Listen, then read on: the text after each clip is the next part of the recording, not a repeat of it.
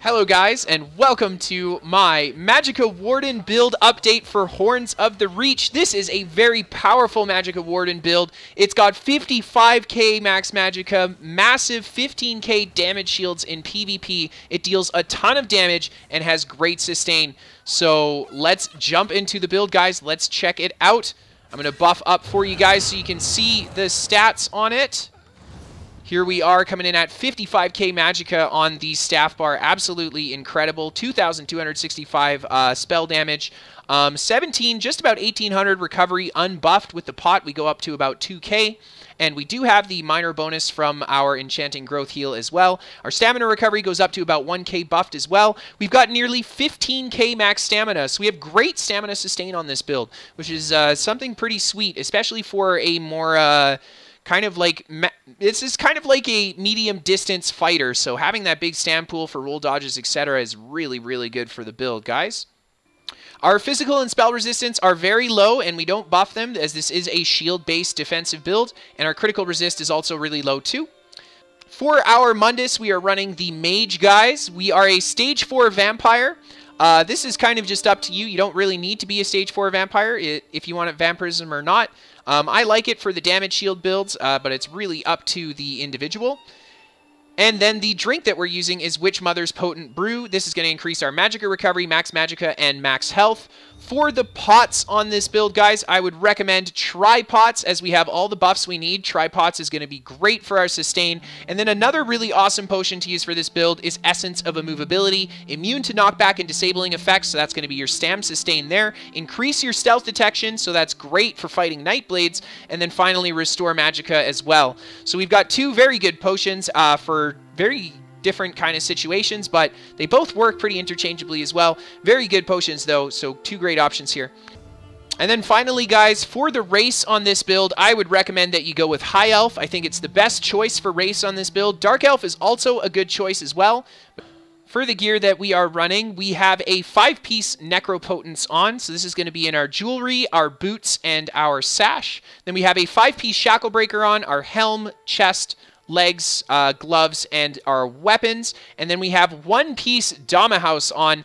So Dama House is a new helm set that was added with the Horns of the Reach patch, and the 1-piece on it gives us max Magicka and maximum stamina, making it honestly probably one of the best in-slot sets that you can have for this game. So this is a really good set. I would really recommend that you guys get this, not just for this build, but for every build. This is a really cool 1-piece. So I'm glad that ZeniMax finally put out a 1-piece max stamina. Goes really well for this build, guys. Now, this 1-piece Dama House pairs awesome with the Shacklebreaker, which is going to give us a similar but more exaggerated effect. Shacklebreaker is going to give us weapon spell damage, Magicka, and stamina recovery, as well as maximum Magicka and maximum stamina. So we get a huge amount of resources coming out of Shacklebreaker here. The stamina side of these resources is going to be awesome for our sustain, whereas the Magicka side is going to be great for our damage.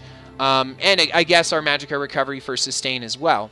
The Necropotent set is great because it's just going to give us a huge max Magicka value. We are running the Betty Netch, so we have a pet that's going to proc this set for us. So there you have it. For the weapons, guys, I have gone Infused on my staff and Nirnhoned on the Greatsword. So this is a little funny. Our staff is actually our main damage weapon on the build, so we have an infused main hand weapon for this build. The Greatsword is Nirnhoned because it's our healing bar. So we have heals on the Greatsword bar that actually are quite strong. We get fully buffed up to around 3,500 spell damage on our Greatsword bar with around 50k Magicka. So we have quite powerful heals coming out of the Greatsword. And then on top of that, we are running the Greatsword Ultimate Onslaught with Infused Nirnhoned, and it hits like a truck, but we'll get into that later on, guys. The enchant on the Greatsword, I went for the Oblivion damage enchant, just for that flat burst increase. You can put whatever damaging enchant you want on here, though. For the enchants on our rings and necklaces, I've got Magicka recovery on the ring, and then the other two are spell damage. 1-piece Magicka recovery for that sustains, very important for PvP, and then the spell damage, of course, for that damage. The gear, guys, I would recommend that your large pieces, you have Infused trait, Infused is best for the large pieces to increase that max Magicka value, and for the small pieces, I would recommend running all well fitted. I know you might want to run a little bit of impen on this build. You can if you really want, but I think ultimately, once you get used to playing the build, well fitted is the way to go, because the more you're dodging and the more you're rolling, the less damage you're taking anyway. So having well fitted on this build goes a long way to keeping that roll dodge cost reduction down. For the enchants on the gear, guys, all maximum Magicka. We want to stack that max Magicka as high as possible. Definitely go all max Magicka enchants. We've got a lot of stamina already, and health is not such a huge deal because we have a 15k damage shield in PvP, so we don't really need to worry too much about our other pools. Max Magicka is the one we want to focus on.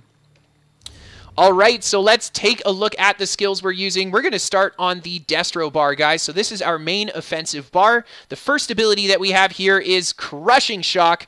This is not only going to be a great single target spammable attack that'll deal quite a bit of damage, but on top of it, it will interrupt opponents at a distance, setting them off balance and stunning them for 3 seconds. So Crushing Shock's a great ability for this build, guys. Absolutely fantastic. And it's great for your burst combo. I'll often use this skill at the end of my burst combo, and we'll jump into the combo right now. So we're going to jump over to the other side of the bar, and we're going to take a look at Deep Fissure. This is the next skill that we use, and this is going to be your primary stun and primary AoE burst ability for the build. Deep Fissure deals so much damage. Look at this unbuffed tooltip of 14, almost 1500. Let's buff up and take a look at it. 16,575 damage on our Deep Fissure, so absolutely incredible, and that's not including the Nirnhoned buff off of our, not including the infused buff off of our main staff, so we go well over 17,000 tooltip on our Deep Fissure with 5k penetration still, so hits very, very hard, big AoE damage. So this ability has some delay too, so the way that you use it with this build is you're going to go Deep Fissure, you're going to follow it by our next ability here, which is Screaming Cliff Racer. This is also a single target kind of spammable ability that has about a second of delay before it hits your target, and then you're going to follow it up with a Crushing Shock. And just doing them in that rotation will allow all 3 attacks to land at about the same time, giving you a huge amount of burst damage on your target. Screaming Cliff Racer is also great because it is undodgeable, so if you have someone who's rolling a lot or they all have shuffle on them, this ability is going to go through that roll dodge and shuffle to kill them. So if you're fighting the roll spammers, the Screaming Cliff Racer works well. I know a lot of people get upset about the Screaming Cliff Racer spam, but in all honesty, it's only really good XP1. If you're by yourself spamming Screaming Cliff Racer, well, you're not really going to kill much. The next ability we have is Dampen Magic. This is going to be our primary defensive ability for our Warden, guys. As you can see here, we have a massive Dampen Magic value, an 11.3k tooltip in PvP on our Dampen Magic, meaning we're going to have a 15k Dampen Magic in PvP, guys. Absolutely massive damage shield, and it synergizes really well with Leeching Vines on our Greatsword bar as our primary heal, but we'll jump into that once we get there. The next ability that we have is Inner Light. This is going to be here for 2 reasons. Number 1, it's going to give us Major Prophecy, increasing our spell crit rating, which is great. And then on number 2, it's going to give us 5% plus 2% for being a Mage's Guild skill to our Max Magicka, for a total of 7% bonus Max Magicka. And of course, this will give us access to some stealth detection. And then the last ability we have is our ultimate Northern Storm. And you guys know why we have this here. 8% bonus to our Max Magicka. Like I said, guys, we've got 55k Magicka on this build. Absolutely beefy damage coming out of it, and all these abilities are going to play into that. Northern Storm also is going to deal a lot of player-based damage around you. It is similar to kind of a Destro Eye of the Storm, as in the damage sticks around your character, and on top of it, it's going to snare your opponents by 70%, as well as give you and allies in the storm major protection in reducing the damage you take by 30%. So this is a very, very powerful offensive / defensive ult, and it's very powerful to have slotted for a Max Magicka as well. Very great ultimate for the Warden. This is going to be the most common ultimate that you'll bust out on this build. We do have the Greatsword ultimate, but when you bust that one out, you should be getting your resources back for it. So, let's check out that Greatsword bar. The first Greatsword ability we have is Enchanted Growth. This is our oh shit heal. So whenever we get in a situation where we're very low on health, Enchanted Growth is going to do the work that we need to get our health back up. It also is great because it gives you Minor Intellect and Minor Endurance, increasing your Magicka and Stamina recovery by 10%. This build goes great with that because we use both the Magicka and Stamina Recovery very well. Stamina defensively, Magicka offensive and defensively. So this is a really great oh shit heal for the build, guys. Now, that being said, you don't really need this heal once you kind of get used to playing this build, so if you really wanted to slot a separate skill for the build that isn't a necessity for it, Enchanted Growth is an option to take out. The next ability we have is Blue Betty. This is going to be access to Major Sorcery. It's going to count as our pet. It's going to restore Magicka over 25 seconds, and finally, when we cast it, it's going to remove one negative effect. So you can't go wrong with the Blue Betty, guys. Absolutely incredible buff, and the removing negative effect is actually pretty cool because it is free. It's only one negative effect, but you can spam it, so it works out pretty good like that. The next ability we have is Bird of Prey. This is going to be a rather short duration buff, but this is going to be our offensive movement and damage buff. It's going to give us our Major Expedition, Major Endurance, increasing our movement speed and stamina recovery. Super great. And then finally, Minor Berserk, increasing the damage that we deal by 8%. Very important offensive buff coming out of Bird of Prey here. So big bursts due to the fact that we have that Minor Berserk. The next ability that we have is Leeching Vines. This is going to be our weaving ability when we use our damage shield. So as long as we have our damage shield and our Leeching Vines up, you should be able to remain quite tanky on this build. Any incoming damage that gets through your shield should be healed away by the Leeching Vines. And then as you cast more damage shields and they get torn away, they will heal you as they get torn away. And that's just how the Leeching Vines work. Every time you take damage, I'm going to heal myself for 2,877 health. So very, very strong incoming damage heal. Leeching Vines will also apply minor lifesteal to enemies, allowing you to drain health out of them. So you'll get 744 health every 1 second while you attack them if they attack you while you have the vines up. So it's very, very strong here as well. Something to keep in mind, guys, with Leeching Vines is that you can go for the Living Trellis morph if you want to drop the other heal here, the Enchanted Growth heal. Now, Living Trellis is a good replacement because it gives you the burst heal as well as that heal when you take the incoming damage on your shields, and it opens up your other heal slot. It's really up to you. I prefer the Leeching Vines and the Enchanted Growth combo. I find the healing between the two of them to be incredibly powerful, and it does overperform the Living Trellis, but like I said, if you want to open that slot up, Living Trellis is a good option too. And the next normal ability we have is Crystallized Slab. This is a really great ability because it's going to absorb incoming damage up to 18k incoming damage. So it absorbs a lot of incoming projectile damage. So people have to hit you really hard in order to deal damage through your Crystallized Slab. It'll successfully absorb and reflect 3 projectiles, and each projectile it absorbs will shoot back 5,285 frost damage. Now, this is another ability that if you really wanted to switch out for another skill, you could. I really like the Crystallized Slab Reflect. It works super great against any ranged opponent that puts a bit of burst into you. You can put your Reflect up and turn and burst them back, and they actually hurt themselves from attacking you quite a bit too. I mean, that's 5,300 damage off of each projectile that's shot back for a total of over 15k damage on that Reflect alone, and of course it will return Magicka, so very, very good ability. Okay, and finally, guys, the greatsword on the ultimate bar is, as you could have guessed, Onslaught.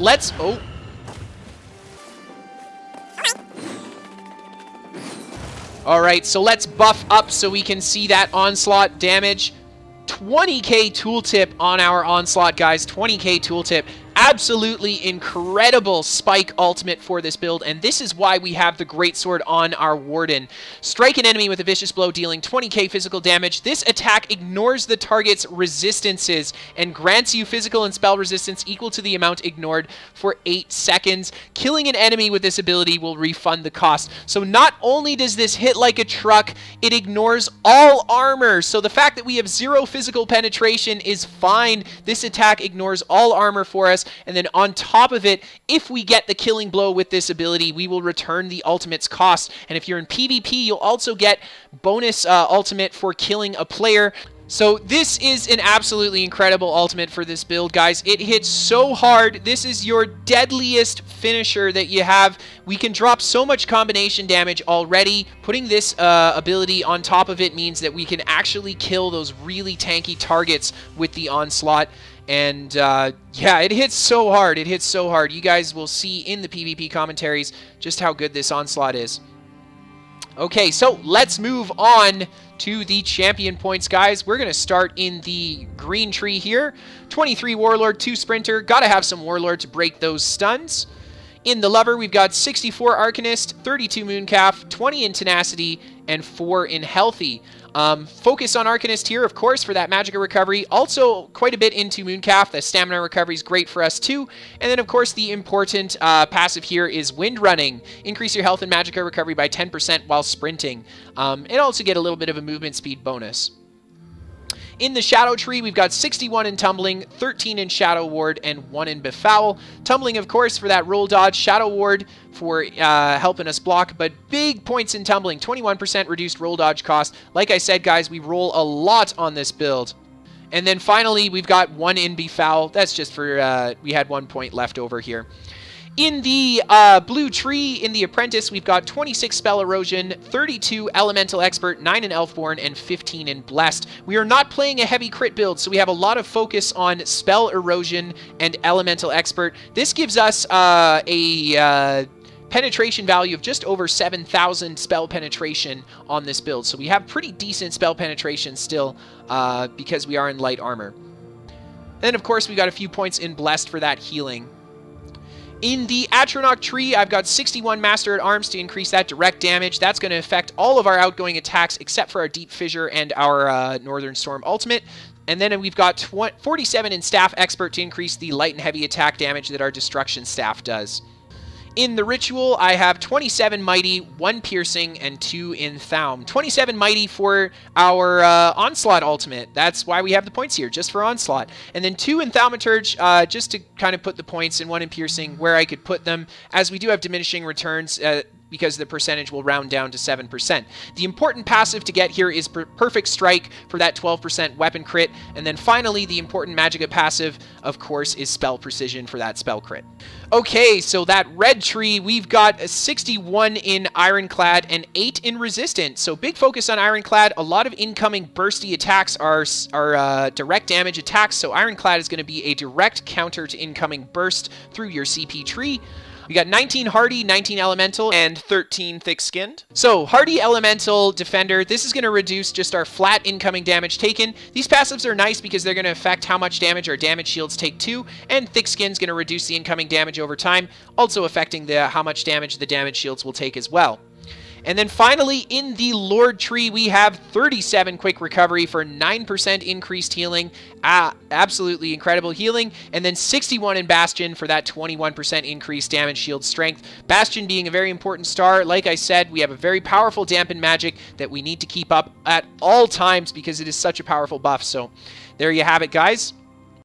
Alright guys, so let's jump into that PvP commentary. So we're going to start off here with a bit of 1vx. This guy off of his horse, Deep Fissure, Screaming Cliff Racer, Force Pulse combo just to bring him down, just to showcase a little bit more of that burst there. Absolutely crazy burst power on this build. And then we just kind of hang around here a little bit looking for some more blues. I ride up the hill and lo and behold, look what I found.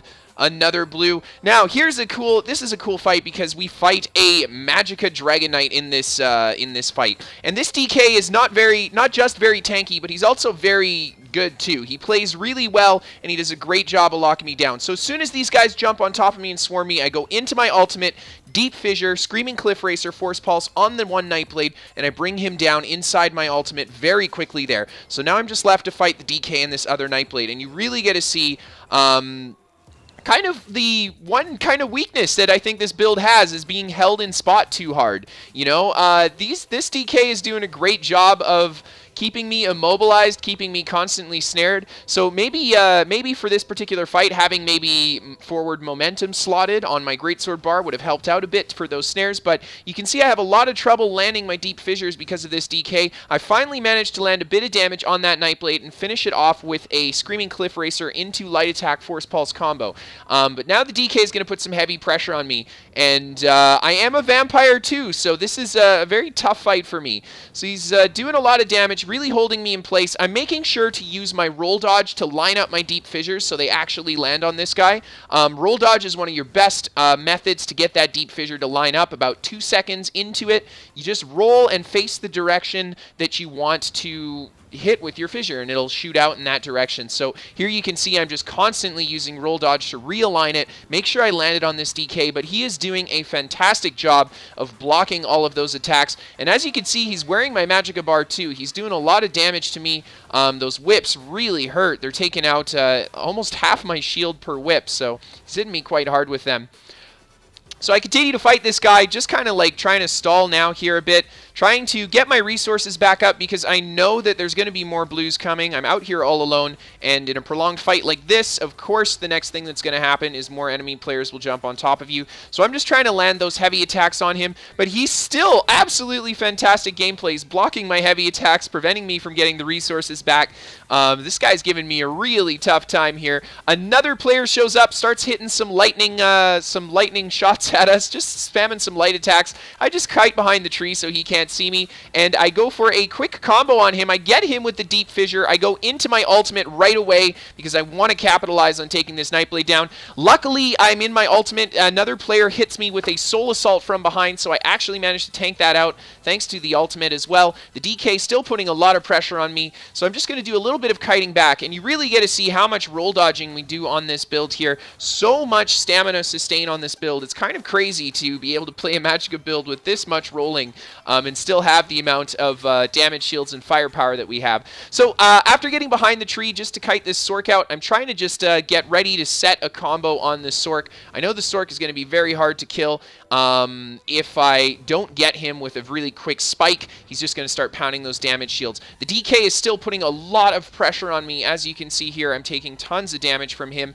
but I'm just kind of hanging on here. I've got just enough Magicka. The Sork goes for the Soul Assault. I have my ultimate up now as well, and I go into my ultimate, and I don't even get the stun off on him. I don't manage to land the deep fissure, but I do trap him with the snare in my ultimate and manage to finish him off. And here comes another player. Now we've got a Templar on us as well. So I decide that to prevent myself from getting radianted to death, I'm going to have to kite behind some trees and try to just use my positioning again against these guys. You see I have that very full stamina bar. Lots of stamina to work with here. Lots of stamina, of course, to break those snares that the DK is throwing me in. But as you can see here, it's just a little bit too much pressure. I've been in the fight for a little bit too long, and down I go. So let's move on to the next fight, guys. We are at a keep defense here. AD has just broken the gate. EP's coming down with a bit of siege. I go right into my ultimate and put a lot of pressure on their ram right away.